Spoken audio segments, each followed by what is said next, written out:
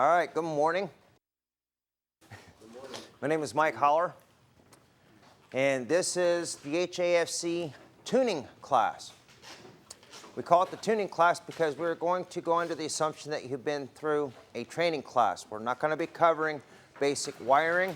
We're not going to be covering just the basic setting up of a fuel cell or any of that. We're skipping over that. What we are going to cover is how to get the mileage results from a competent install. I want to start out by saying that Dennis has been saying on the hotlines, I've been saying that most guys can do a good install. The problem is within the tuning process, getting the calibrations set.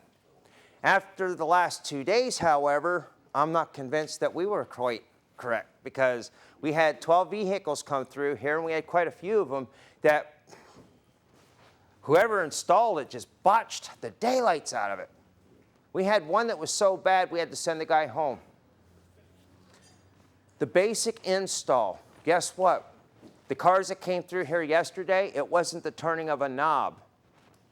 It was the fact that the fuel cell was wired up incorrectly. It was the fact that the optimizer was hooked up to the wrong wires on the vehicle. All of the basic stuff is where we found most of the problems in the vehicles yesterday. Basic problems. So when you are fighting with something and you know you did it right, second guess yourself, go back and recheck things. The other thing that we found out yesterday is just about every one of the fuel cells had black crap floating in them. Now, if you get on some of these hydrogen forums, I mean, where they're doing some serious hydrogen stuff, not like we're doing, but serious hydrogen. They condition the plates. They will run the electrolyzer on the bench. And they purge the stainless of impurities. Because you're putting in pure water, distilled water. That's what you're supposed to be doing. And you're putting in caustic. The caustic doesn't turn into black floaty stuff. So the black floaty stuff is coming out of the metal itself. The same way you electrolyze nickel onto steel, the electroplating process, it flows from one to the other. And what's happening is this process is pulling out any impurities in the stainless. And there is no stainless you can purchase anywhere in the world pure enough to not have some kind of impurities. So one of the first things you might want to do is flush the cell. That's where I think just dump it out and flush it. Yes, sir. So you're saying charge it up initially, run it a little bit, and then dump it and start over again? Yeah, send your customers on their way. Say, I'd like you to come back in a week or two. We got to do a flush, and I want to check the calibration. Okay. And the whole process, you know, depending on how buried the fuel cell is, you know, it might take 15 minutes, might take a half hour between, you know, just checking the tune and so forth. Because when you leave here, you're going to know how to zero in on a good tune.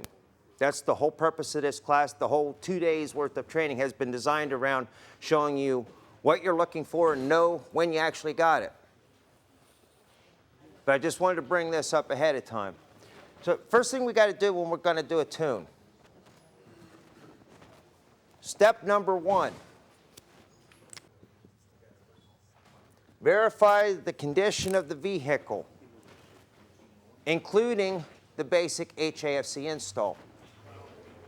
We had a couple that came through yesterday with oxygen sensors that were not doing anything. They did not have codes, but the oxygen sensors just were not responding. And you could do a propane enrichment, you could yank vacuum lines off, the oxygen sensor just did not respond. It wasn't, I mean, checking at the sensor, not at the computer, not at the optimizer, but at the sensor. Verify the vehicle condition. Right now we have a Caravan in the bay. There's 2 other trainers here. One is Grant Goldaddy out of Bismarck, North Dakota. The other is Mike Romero out of Las Vegas, New Mexico. Mike Romero is the guy that got the 109 miles per gallon out of the Civic, the 103 out of the Scion XB. Grant's the one that got the 43 miles per gallon out of a cargo van. Just so you know who they are. They're here to help. We're going to break into teams later. As soon as they pop in, I'll show you their faces. But nevertheless, they're going through and they're checking the vehicles out and rejecting any that are so bad that the time frame to get them into working condition is just not reasonable.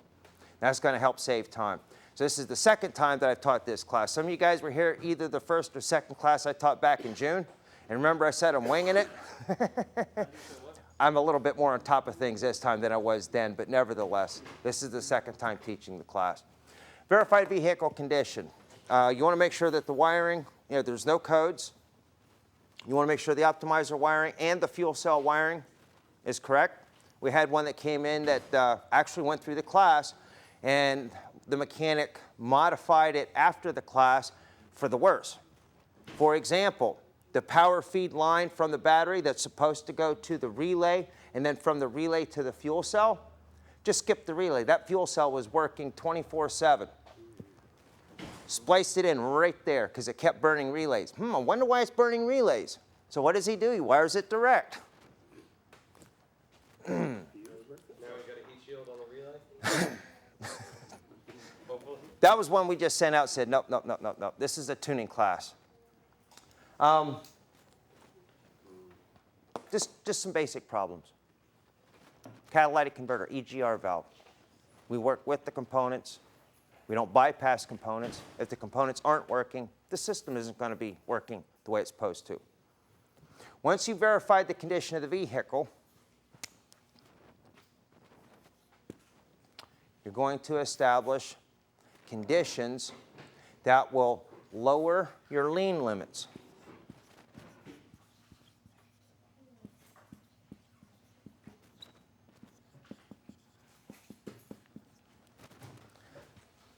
The programming in all computerized vehicles have parameters. Some of the early 80s, those parameters are this wide. Some of the 07s and 08s, the parameters are this wide. As far as how much fuel the computer is willing to take away for any given operating condition will fall within a parameter. We get the optimizer hooked up and we start trying to take away that now not needed fuel, and we're going to drop down, we're going to hit a lean limit.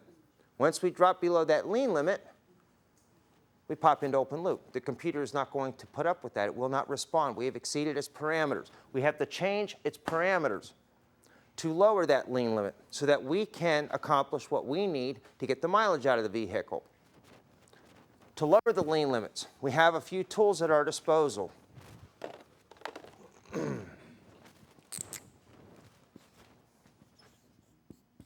Coolant temp sensor circuit.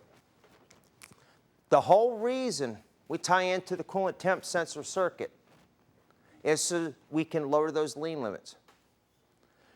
When we're doing the CTS, we're going to be targeting somewhere in the neighborhood of 212 to about 220 degrees Fahrenheit.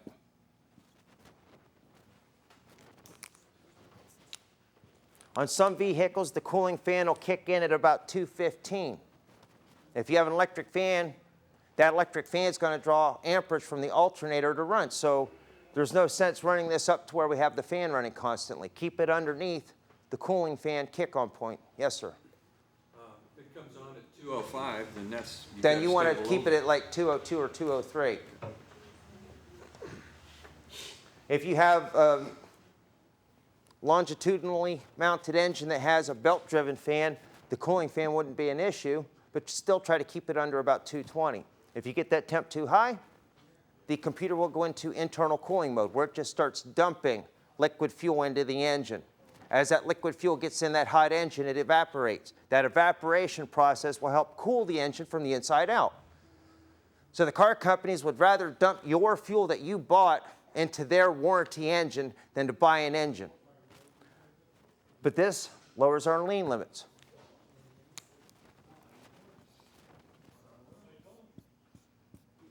Intake air temp circuit from the optimizer will help to lower lean limits. Because the hotter the air, the fewer oxygen molecules in any given volume. If there's fewer oxygen molecules, we need fewer fuel molecules. Hotter engines will better vaporize the fuel. It's like turning the choke off a little further. Hot air has fewer oxygen molecules, require less fuel. The computer is expecting to lean it out some more. The IAT on the hottest day of the year, you want no more than about 220 degrees. So if you happen to be doing a tune on the hottest day of the year, you can look at your scan gauge, and as long as it's 220 or below, you're good to go. But if we're doing an install or a tune on a day like this, we have to run a little bit of math. In the class and in the manual, the math will end up taking the ambient temperature today, comparing that to your scan gauge reading. So if you have a manifold mounted air temp sensor, it's going to be heat soaked and it's going to read maybe 30 or 50 degrees higher than the ambient air. If you have an airbox mounted sensor, it'll be within a couple of degrees of ambient air. But you take 220 and let's say it's 50 degrees out right now. So 220 minus 50, that's, help me out guys, 170? Okay, so 170 degree difference. We figure that the hottest day of the year around here, if we have it mounted in the air box, it'd probably be about 105. So 50 to 105 would be 55 degrees. So 220 minus 55 degrees would be 215, about 260. Oh, yeah, okay, 160. So that would be about the highest temperature reading that you would want on your air temp reading on your scan gauge. That is not necessarily where you want to leave this. I'm going to get back to this on step 3. This is where you want to start for your tuning process. In addition to that which is incorporated into the optimizer, you have some other ways of lowering the lean limits. In the back of the tuning manual, there's something called a map adjust, adjustable voltage regulator, your map sensor circuit. For those of you who listened in on the hotline, I said we were counting on having 4 X's for this class. The 4X is going to enable us to do a lot of things. We don't have a 4X, but we've got ads coming out this week, this very week, full-page ads in national magazines. And what's going to happen to sales? And we're not prepared. We don't have a 4X. Well, guess what? We're not going to wait. I need you guys up to speed. I need you to be able to pull anything into your bays and tune them, with or without a 4X. So that means I'm going to be giving away some of my secrets. Secrets that if I had the 4X, I would not have to give away. But because we have no 4X, what's more important, hold my secrets or make the program work? Okay, you guys are going to get some secrets today. We're going to show you a couple of ways of dealing with the map sensor. The adjustable voltage regulator will take your VREF, 5-volt VREF.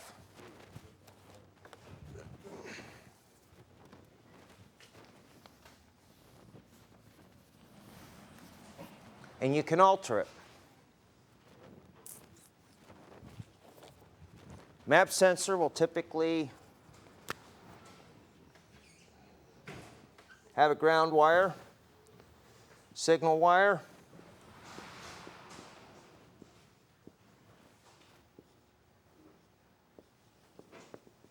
and a 5-volt DC VREF. This is kind of like a potentiometer. A potentiometer is like a radio knob. You turn the knob, it changes resistance values. Changes the value coming out of the middle here, essentially. A map sensor, the amount of vacuum or pressure in the engine turns the knob for you. So as the vacuum changes, the resistance between here and here, between here and here changes, changing this value. If at sea level, I'm giving you all sea level numbers here. At sea level, if you turn the key on but do not start the engine, look at your scan gauge. On a typical map sensor, you'll see about 4.7 volts, approximately. Hit the key, fire it up, give it 15 or 20 seconds to stabilize. You'll see about 1.4 volts coming out of this signal wire. The 4.7, 1.4 are somewhere between our 5-volt VREF and our 0-volt ground signal. Now, with the key on, engine off, we have no vacuum. That's almost the same condition that map sensor is going to see under wide open throttle conditions. Once we get it started with our throttle closed, we have a high vacuum and a low voltage. Low voltage, low fuel requirements. High voltage, high fuel requirements. We want to seriously change our lean limit parameters. Tell the computer we need less fuel through the map.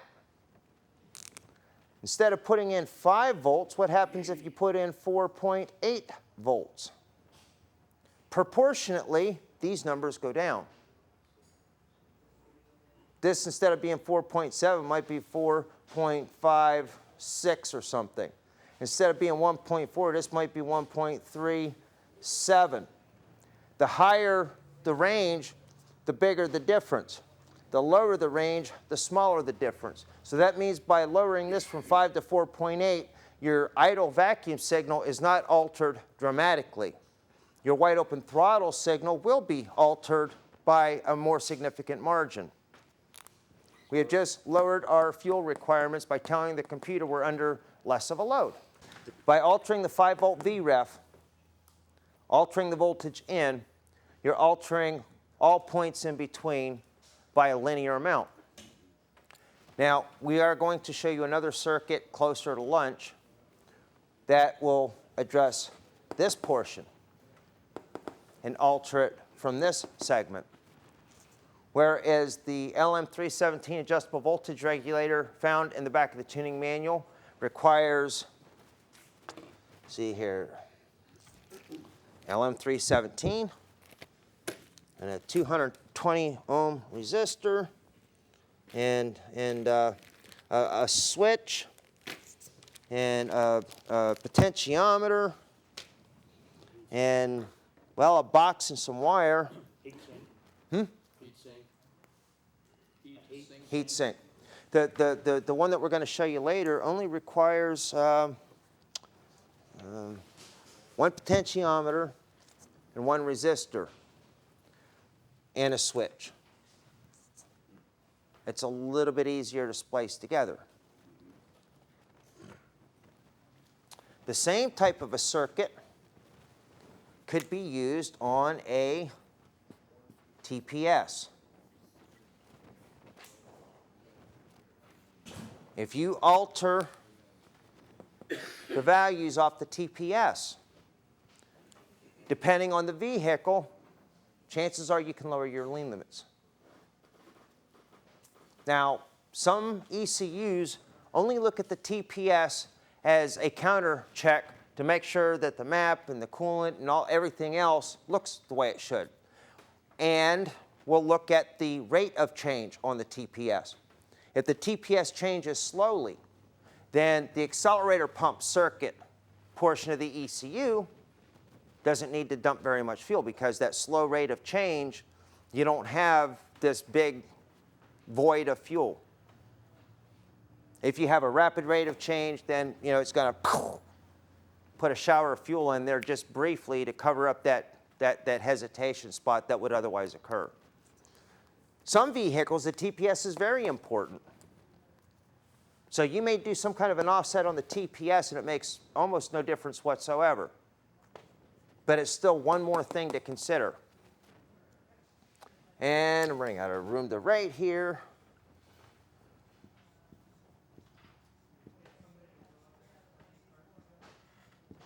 Vane airflow, mass airflow sensors. This type of a circuit could also work on those if they have a DC output. Okay? If it has a frequency output, this type of a circuit, which we're actually going to build, and going to work. Time for some of my secrets. J-Car Electronics has all kinds of cool gizmos and gadgets. If you have a frequency-based mass airflow sensor, and you want to alter that frequency, Jacquard Electronics has something that they market to correct speedometer fluctuations. You put bigger tires on, here is 129, page 129. Change tire size, change gear ratios. And it'll take your frequency-based electronic speedometer VSS signal and change the frequency, speedo corrector. And in this book, it shows you the board. You can have somebody make it up. Gives you a components list. Gives you all the logic of what's going on. Gives you the circuitry. You can buy it as a kit.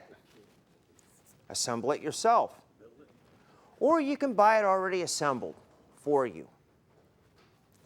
And one of these, hooked into a mass airflow sensor that is frequency-based, will allow you to control the frequency in versus frequency out proportionately. The range on this is 0 to 99%. You can alter this signal, plus or minus, either direction, in 1 degree or 1% increments. There's a lot of other cool tuning type devices in here. So you guys have all morning. Pass this around. Copy down the ISBN. Copy down the website. When you're done, pass it on. Look through there. See what all it has. Yes, sir. Okay, you hit it long So enough. what do you use as the criteria to determine whether you have to take more drastic measures to get the First the part of tuning this level? segment is I'm giving you tools. It's like you get a big box at Christmas. You open it up. The first thing you do is you look through to see what tools you just pull out of the box. Then later, you actually pull out the instructions to see how to use the tools.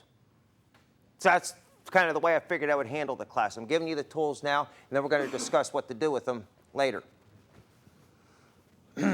So, see, one was check the vehicle out. Are there any questions on check the vehicle out? 2, lower the lean limits. You're going to know by the end of this morning's segment of the class if you need to do that. But if you need to do that, do you know at least what components are going to help you to do that? Third step then would be tune the oxygen sensor circuit. With the 3X optimizer, tuning the optimizer requires pocket screwdriver through this hole, turning this little blue pot. Right is rich, left is lean. We're going to cover how to do AFRs, and we're going to cover how to do wide bands. But this step means that we're now going to start taking away the fuel that we no longer need. You want to lean it out until you start noticing the power go away. If we start here at rich and lean over here, this is like factory setting. So as you start to lean it out, you will actually pick up a little bit of power. You hit a little crescendo, and then it starts to drop back down again. And then all of a sudden, if you tune for absolute peak power right there, the peak power, that has been showing 75 to 100% increase. If you tune for right about here, that's where it goes to 100 to 300% increase.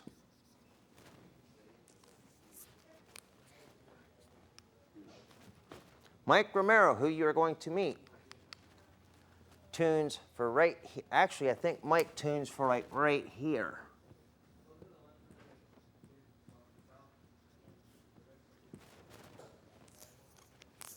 The 109 mile per gallon Civic. That's where he tunes it for. Is that actually a little less power than it started off with? Yep. No. I'm drawing this sideways. And so kind of bear with me here. This is not going to be a perfectly straight line horizontally. But this would be stock. And this would be the Mike R, Mike Romero tune. And then here,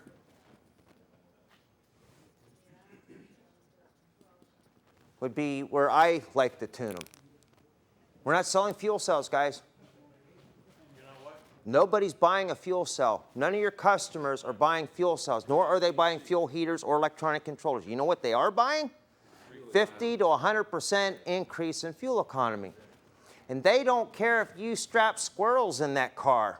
If it works, you can tell them anything you want. If they get the mileage results, you could put magnets on the insides of the wheels. If they get the mileage, they don't care. You're not selling fuel cells. I like to tune it for a little bit more power, even though I get a little less results. Mike Romero, he likes those big numbers.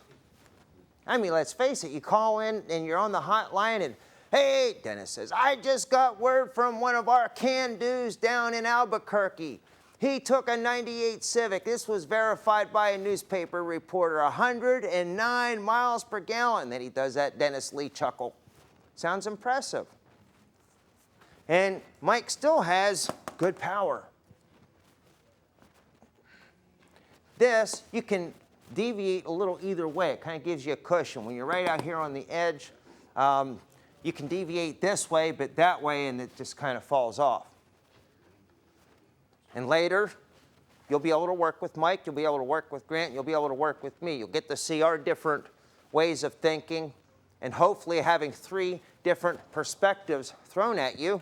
When you leave here, you'll find your own that works for you. Tuning the O2 circuit. Adaptive memory is fighting a lot of you. Giving you the benefit of the doubt that you did a proper install, that the fuel cell hasn't loaded up with black floaty crud. You get it tuned, and then the results go away. And then you go back and you retune, it's like, boy, I can take a whole lot more fuel out of this. Or sometimes, oh my gosh, this thing's so incredibly lean, I gotta richen it up. So here's a way to shortcut that whole process. Tune for a little bit, get it in the ballpark. So you're tuning the O2 circuit. You got your screwdriver in there, and you're getting it to where you can start to feel it lose power, back it off a little. That's what's in all the videos. That's what you were taught in class. Pull off to the side of the road. Shut the key off. Start it back up. Now go back and start tuning again. Those start cycles. If you're watching your scan gauge, look at where your long-term and short-term numbers are as you pull off to the side of the road. Turn the key off. Start it back up. And then look at your long-term, short-term numbers. You'll see that they've changed. The computer just changed on you just by doing a start cycle. So even out here on the dyno, I run it for a while. Occasionally go in and I'll check P6, our switching voltage. And when I feel I'm starting to get close, I shut the vehicle off, start it up, and then start loading it and tuning again. And I'll shut it off again. Start it up, load it up, and tune again. That adaptive memory issue, you're doing what's inevitably going to happen anyways, but instead of, you're compressing the time some. Once you have the O2 circuit tuned, let's say, okay, I'm happy with this tune. I got it where I'm happy with it. Shut it off. Start it up, drive it, and see if you're still happy. When we get into the map adjust circuit, that becomes critical. It's mandatory, not optional. You cannot tune it without doing that. I'll explain why then. After we get the oxygen sensor circuit tuned, we assume that our lean limits are allowing us to tune. You want to take it out to where you feel that drop in power. You want to make sure that you stay in closed loop. Yes, sir. On the, as you're tuning for that power cycle there with the key on, key off and everything, should the fuel trim numbers continue to get more and more negative? Well, they will. When you turn it off and restart it, they're either less negative than they were when you had it running before you turned it off. They may even go a little bit positive initially, but they'll be a lot closer to the 0 range. When you do the key off and turn it back on again, start it up. So the adaptive memory, when it says 0, it's already adapting. That may be way leaner than it was before already, even though it still says 0. One thing that we found early yesterday, but trust me, we learned a lot the last 2 days. But we would have something on the dyno, and we get it tuned in, and I mean, it's just the dyno numbers are saying it's right on the money, spot on, dead perfect. We shut it off just so we can unstrap everything, right? Back it out. You fire it back up, and all of a sudden it won't idle. You go to step on the throttle, it's what the heck happened? All we did was just turn it off, and took the straps off, fired it back up, and now all of a sudden it's drastically different. That's when I decided, let's try this turn the key off, fire it back up thing again. And we catch a lot of that before we're done tuning. Not all of it, but we catch most of it by doing the key cycles. It shows us that we went too far. If you're trying to tune the oxygen sensor circuit and it starts popping into open loop on you, your lean limits are still too high. If you can't get to where you can really feel the power drop off, that power dropping off isn't your target, it's a reference point. Because how do you know if you're here or here in this massive, massive, long air-fuel ratio swing? You don't know if you're here or here until you get to here. Once you get to here, then you know to back off a little bit, and that's putting you here. And if you can't get to here, your lean limits are still too high. If it's popping into open loop on you and you still have full power, your lean limit, we had a Volkswagen that we pulled in on the dyno, strapped it down, we fired it up, put it under load, and we were extremely rich. Tuning the O2 circuit, start rich, and then lean back down. Because if you start lean, you might be halfway down this slope. You don't even know what the power is supposed to feel like. So start rich and then work your way lean. What if it won't go to open loop on you? And well, that's good. Then your lean limits are sufficiently low. If you can get it to drop down power-wise, and it's still fighting to stay in closed loop and work with you in closed loop, you know your lean limits are sufficiently low. Then you just back it off and get your power back.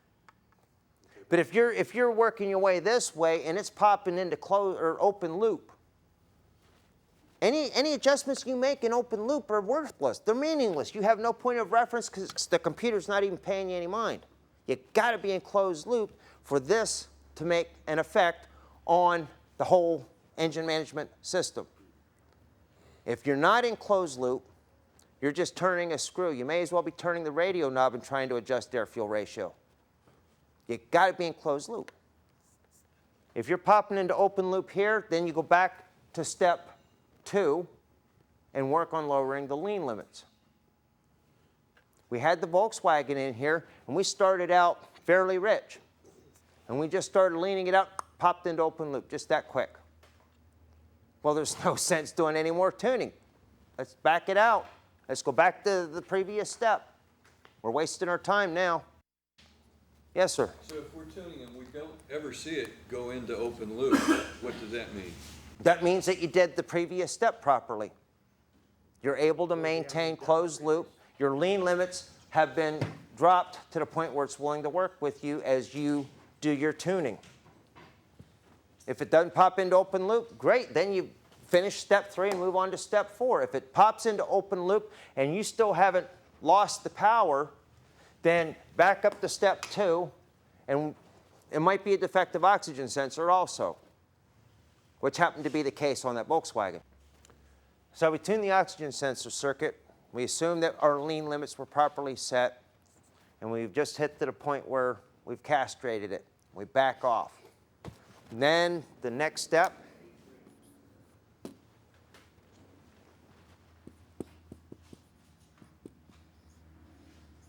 ignition timing.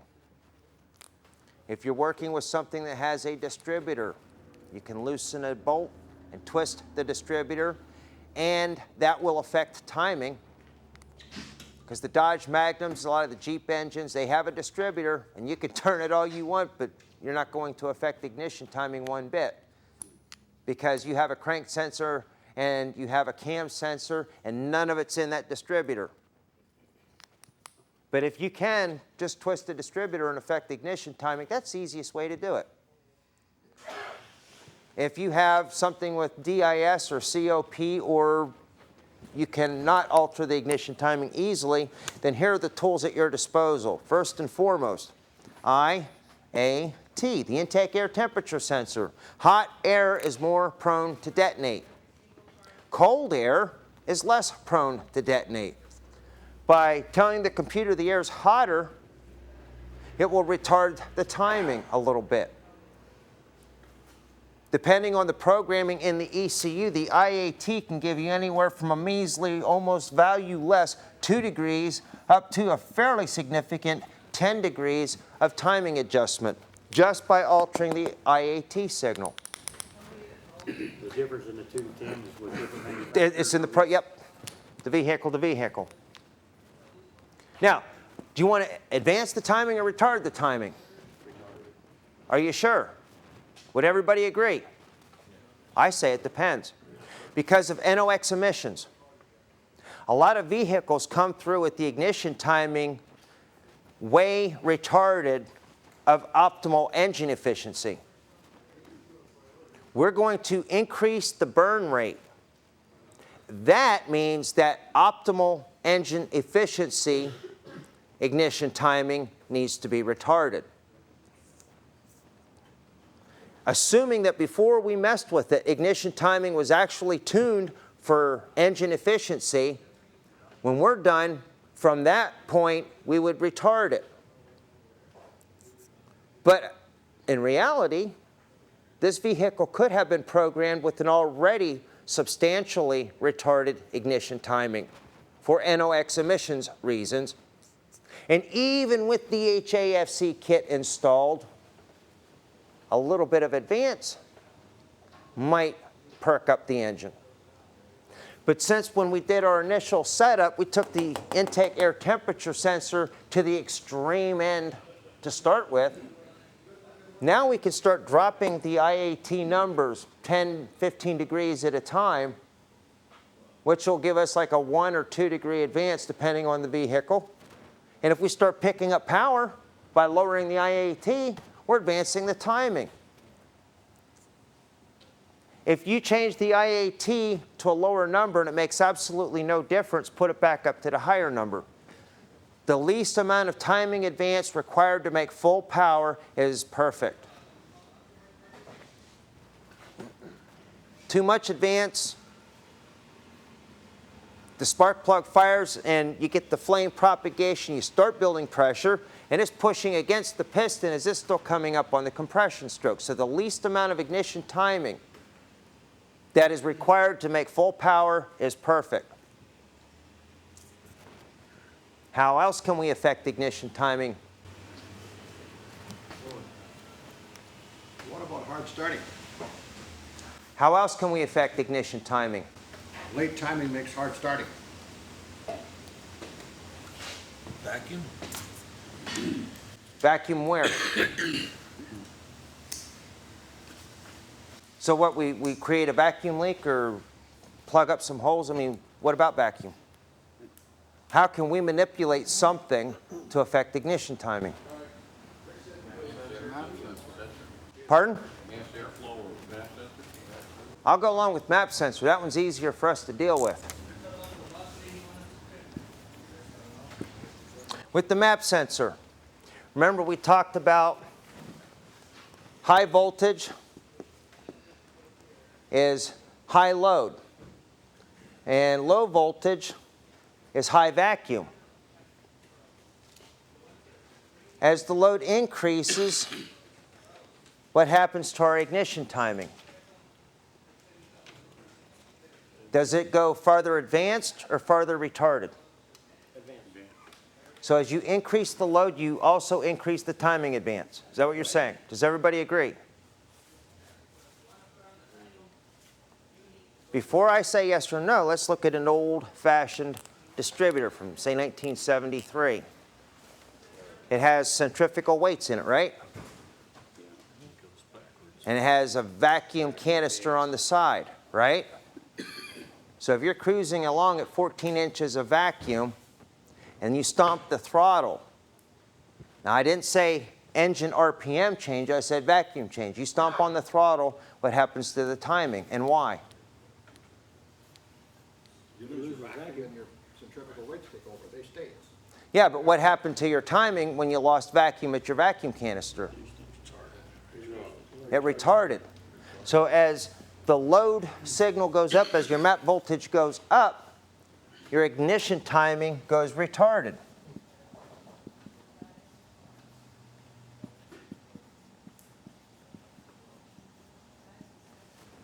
Everybody agree? Anybody disagree? Yeah, isn't that backwards? It seems backwards to me. As your RPMs increase, your centrifugal weights will advance the timing. To their limit. But at a given RPM, if you're cruising at 14 inches of vacuum and you stomp the throttle, the vacuum advance is called that because when you apply vacuum to it, it shifts that plate in there, advancing the ignition timing. When you stomp the throttle, you just lost your vacuum and it retards it.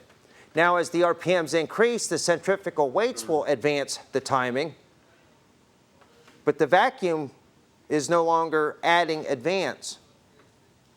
And that's the way the map sensor is going to work. If you show the map sensor a higher vacuum, it will advance. You show it a higher load, it will retard the ignition timing, just like an old-fashioned distributor does. So if we do the map adjust and we lower our reference voltage going in there, we are advancing the timing, aren't we? So we may be reversing some of what we already did earlier in the lean limit thing. You may. But what happens if you start dropping the intake air temp to advance timing? You're starting to pick up power. You're starting to pick up power. And you advance it so far, and all of a sudden you're popping into open loop now because you already adjusted your oxygen sensor circuit. You got to where you could feel it start to dip off. You backed off on the O2 controls to get full power back. Now you're going to go and you're going to start adjusting timing. Well, as you lower the temperature on the air temp circuit, you're advancing the timing, but you're also raising your lean limits. So you start advancing the timing by lowering your air temp, and it's picking up power. You can feel it. You can see it on the dyno, whatever. And all of a sudden, oh, geez, now it's popping into open loop. Crank that back up, throw a map adjust on it, and start lowering your VREF. As you lower your VREF, you're lowering your lean limits, but you're also advancing your timing. Follow that.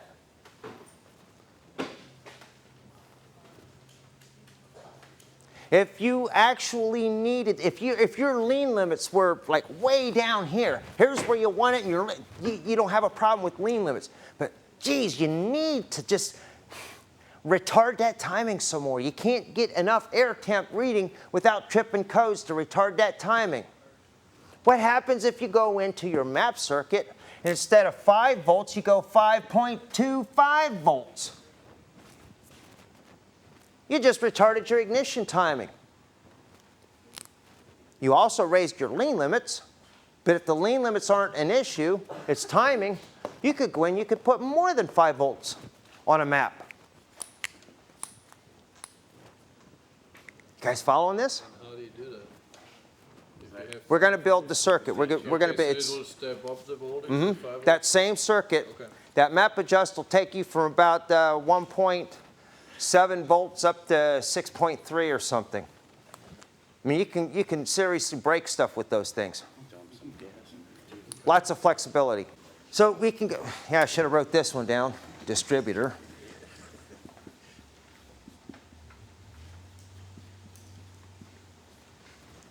Distributor, map, and intake air temper are the 3 ways to adjust your ignition timing. After you do your ignition timing check, I would go back and verify my O2 circuit tune. Finish up here, turn the key off, fire it back up, and just make sure that you're still happy with your O2 adjustment. Now it's time to swat it on the back end and send it down the road. You have just successfully tuned a vehicle. Now, we're going to go and we're going to start breaking this down a little bit more refined like. I mentioned earlier, check out the vehicle. You got black crud floating in the fuel cell. You're not putting out what you need. You may not get enough amps, you may get too many amps, but either way, the amps versus the volume of water gas output will not be proportionate, not be what you need. So we need to take into consideration we're going to have to get the fuel cells back in a week or 2 or a month and flush them out. So all of you who are fighting vehicles, start there. Flush your fuel cell. You may be doing everything right. What if you ran it on the bench like you were talking, flush it out that way? You could also do that. Or just mix up, and it doesn't even matter what the amps are. Keep safety in mind. That stuff is potentially hazardous. Vent it to outside, or if you're in a large garage, it'll dissipate and it'll start reacting with things in the air. Just if you're doing it in the basement and you have a hot oil furnace down there or anything that's going to have spark going, that's not a good place to do it. Hot oil furnace has a little igniter, so as it shoot, Yes, sir. So if you do a burn-in for an hour, would that be enough to get those impurities out of there, or does it need? I don't know. It wasn't until yesterday when we were bringing the vehicles in one after another with black floaty stuff in there that we even, I've been studying hydrogen on my own, and a lot of the guys, they do the bench setup where they just clean the cells out, and this black floaty stuff comes out of nowhere. And I thought, well, these guys are doing high end. We're putting 15 amps into a fuel cell and we're getting 1 liter per minute, 60 liters per hour. That's pretty respectable.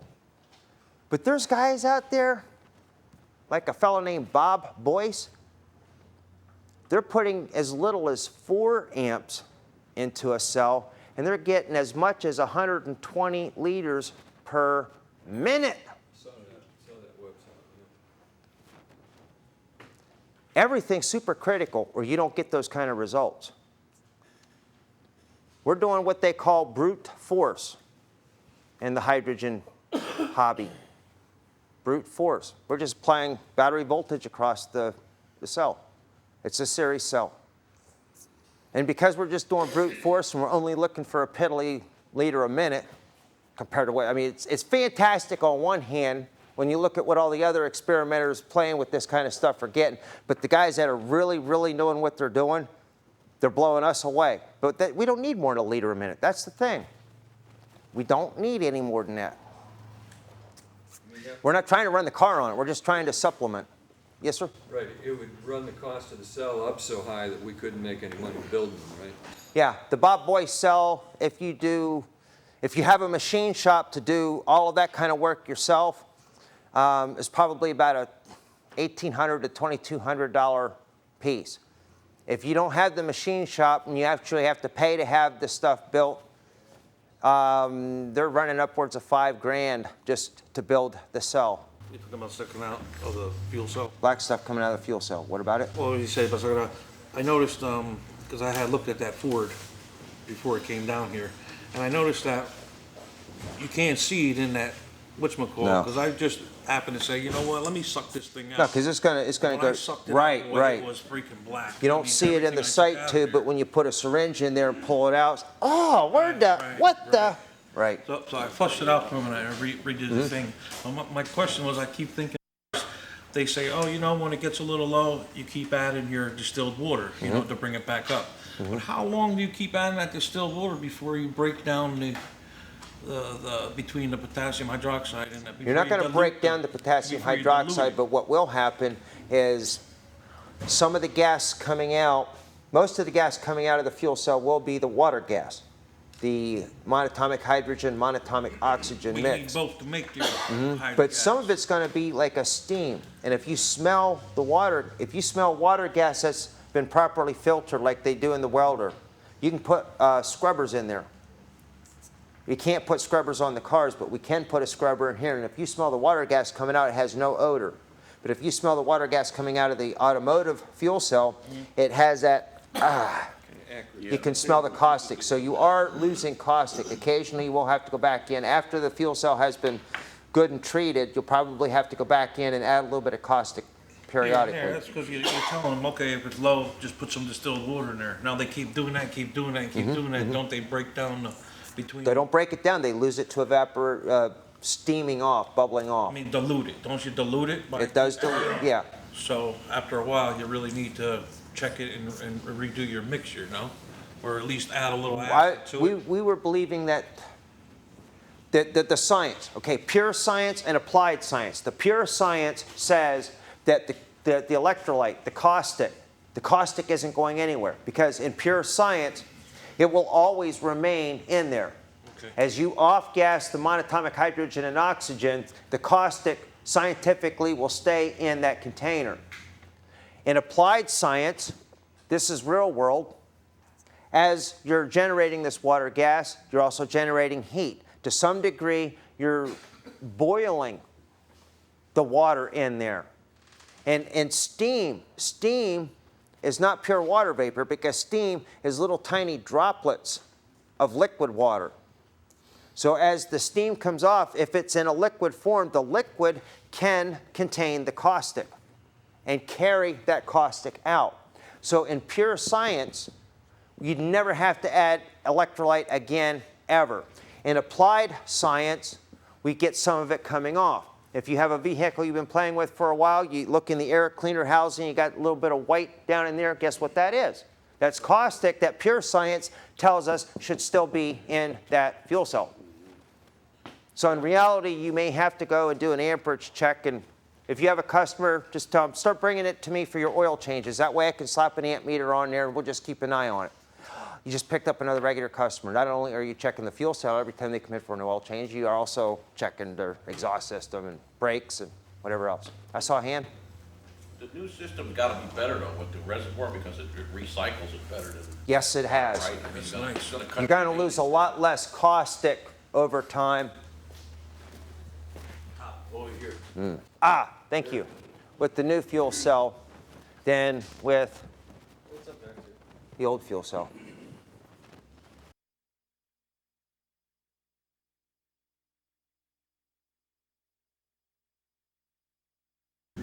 I noticed on this one too, the mass airflow sensor and the IAT is in the same unit now.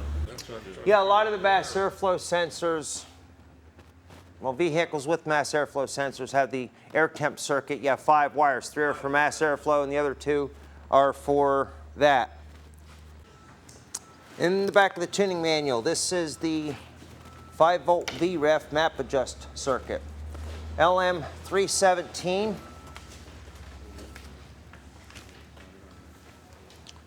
Is one of these.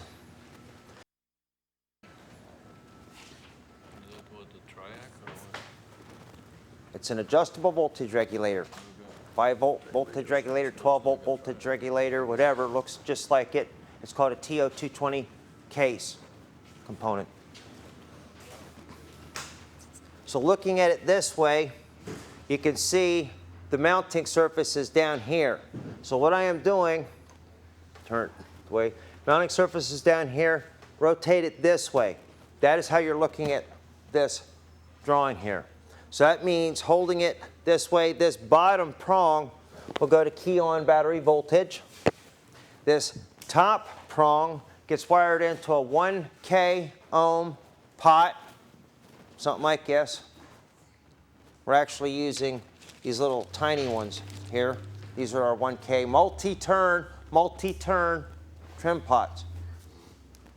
This is a 3/4 turn trim pot. You're going to drive yourself bonkers because the resolution is so twitchy. A multi-turn pot, you can actually turn it 1/4 of a turn and make a small change. You can turn it a full turn and make a reasonable change. The center leg on the pot goes to ground, and the other one is not used.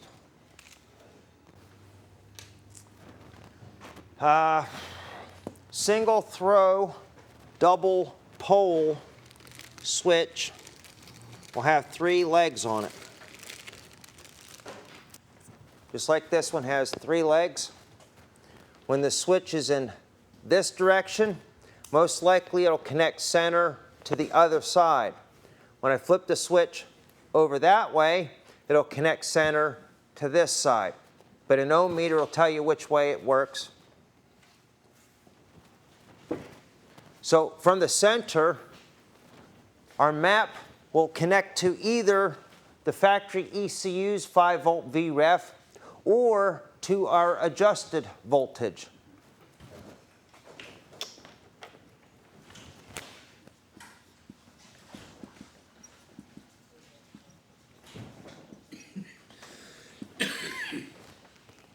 Like, was that POT or POK?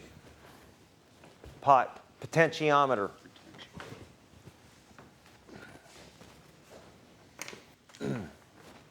We're actually going to build one of these this morning. You will all see how it is done because we will build one. And we're going to do the Mickey Mouse slap together job. No board. We're just going to put it in a box. They've already been drilled out. Switch goes in one side, the wires come out the other. We're going to take this little 1K pot, glue it to the lid so that when you put the lid down, you can access it through the side slot.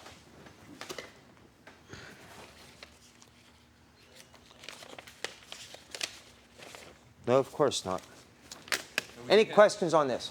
Would you have to mount this switch inside for the customer to switch on and off? Customer never has to switch this. Never. Even for cold start? All right, let's touch on that. The map sensor.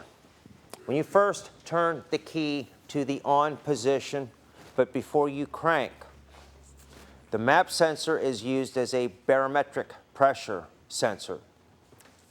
Because here at sea level, you turn the key on but don't crank, the map sensor is going to say about 4.7 volts. In Las Vegas, New Mexico, which is an altitude not very far different than Denver, Colorado, you turn the key on but don't crank, and your map sensor is going to give you 3.2 volts, according to Mike Romero in the next room. Before you hit crank, 3.2 volts means we're up there a ways. 4.7 volts means we're down here at sea level. And I don't care how quick you are, the computer's quicker. You can just practice seeing how quick you can go to crank on it. Just see if you can get by. Nope. Computer, all it takes is just that millisecond, microsecond, whatever, snapshot of the map sensor voltage. Computer's got its barometric pressure reading. And if any of you have driven from a low altitude to a high altitude, you notice as you start climbing, you start losing power. But you stop at the rest area at the top, you get back in and take off. Seems to have more power after sitting for a minute. That's because you were driving off of a low altitude barometric pressure reference point. And then as you started climbing altitude, the computer's still looking at this barometric pressure. Pull off to the side of the road, shut it off, come back, start it up. Now the computer sees this barometric pressure. Now you have more power because all the decisions that the ECU is making are based on more accurate information. Then you start going back down, and you get down at the bottom, and it's kind of a slug for a while. Pull off, shut it off, start back up. Now it picks up power again. So if we go in with the map adjust circuit, we turn the key to the on position, we're going to see either higher or lower VREF, signal out, barometric pressure, than accurate. Now when you build this, you're going to hook it up to a battery, and you're going to hook up a voltmeter, and you're going to set it to 5 volts. That's where you want to start your tuning, 5 volts. If you just start tuning any old where and start turning the knob, you don't know what you're doing. You can't track your progress. Start it out at 5 volts. You hook it into the circuit. How do you hook it into the circuit? I don't know, do. I'll draw that in right here. Just a quick question on that. Starting out at 5 volts. You hook that to a battery that's at 12.6 volts versus one that's 13.8. That's going to make a difference in your 5 volt output. Excuse me? No. Okay. Put it on the car. Check your voltage out. You start the car, that voltage won't change. That's the beauty about these electronic circuit voltage regulators is look, you're referencing your voltage against ground. You're not referencing your voltage